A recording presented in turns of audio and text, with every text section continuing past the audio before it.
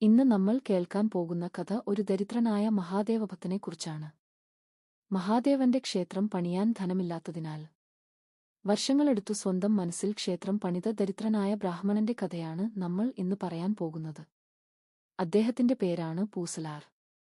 പ്രാർത്ഥനയ്ക്കുശേഷം ഇനി കഥയിലേക്ക് കടക്കാം.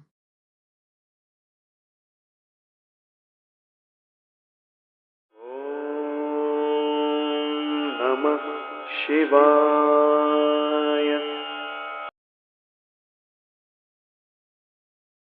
ഈ കഥ മിക്കവാറും ആരും കേൾക്കാൻ വഴിയില്ല. കേട്ടിട്ടുണ്ടെങ്കിൽ ദയവു ചെയ്ത് കമന്റ് ചെയ്യണം.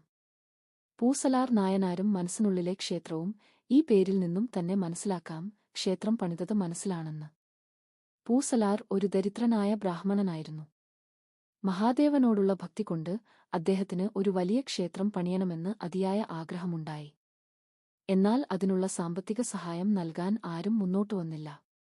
പണം കൊണ്ട് ക്ഷേത്രം പണിയാൻ കഴിയില്ലെന്ന് ബോധ്യമായപ്പോൾ പൂസലാർ തന്റെ മനസ്സിനുള്ളിൽ ഒരു മഹാദേവ ക്ഷേത്രം പണിയാൻ തീരുമാനിച്ചു.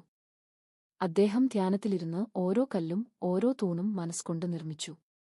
വർഷങ്ങളെടുത്ത് അദ്ദേഹം ആ ധ്യാനത്തിലൂടെ ക്ഷേത്രനിർമ്മാണം പൂർത്തിയാക്കി.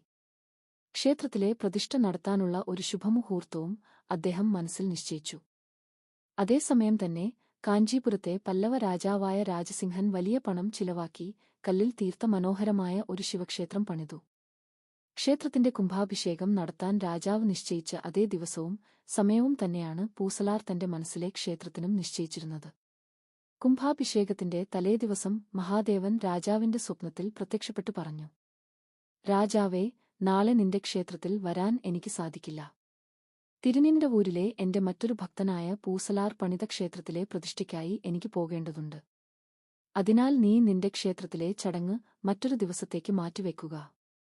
താൻ കോടികൾ ചിലവാക്കി പണിത ക്ഷേത്രത്തേക്കാൾ വലിയ ക്ഷേത്രം ആരാണ് അവിടെ പണിതതെന്ന് അറിയാൻ രാജാവ് ഉടനെ നിന്തവൂരിലേക്ക് തിരിച്ചു. അവിടെ ചെന്ന് അന്വേഷിച്ചപ്പോൾ അങ്ങനെ ഒരു ക്ഷേത്രമേ ആ നാട്ടിലില്ലെന്ന് ജനങ്ങൾ പറഞ്ഞു. ഒടുവിൽ രാജാവ് പൂസലാരെ കണ്ടെത്തി. അദ്ദേഹം ഒരു മരച്ചുവട്ടിൽ കണ്ണടച്ച് ധ്യാനിച്ചിരിക്കുകയായിരുന്നു. രാജാവ് കാര്യം പറഞ്ഞപ്പോൾ പൂസലാർ കരഞ്ഞുകൊണ്ട് പറഞ്ഞു, പ്രഭു, ഞാൻ പണിതത് കല്ലുകൊണ്ടുള്ള ക്ഷേത്രമല്ല, എന്റെ മനസ്സുകൊണ്ടുള്ള ക്ഷേത്രമാണ്. രാജാവ് പൂസലാറുടെ കാൽക്കൽ വീണു വണങ്ങി. പുറമെ കാണുന്ന ആഡംബരത്തേക്കാൾ ഭഗവാൻ പ്രസാദിക്കുന്നത് ഭക്തന്റെ ഹൃദയത്തിലെ സ്നേഹത്തിലാണെന്ന് രാജാവിനും ലോകത്തിനും അന്ന് മനസ്സിലായി.